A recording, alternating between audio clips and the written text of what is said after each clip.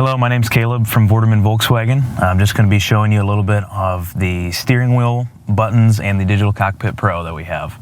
So I'm going to be starting from left to right here.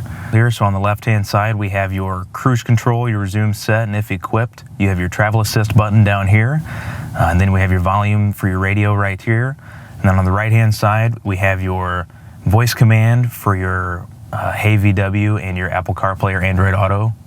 Then we have your view button, which if you press that, go a couple different views on your digital cockpit there.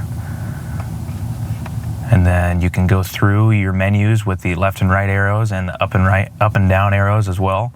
And then if your vehicle has it, you have your heated steering wheel button as well. And then the seek button for your radio presets or your tracks on your radio. So we'll do that.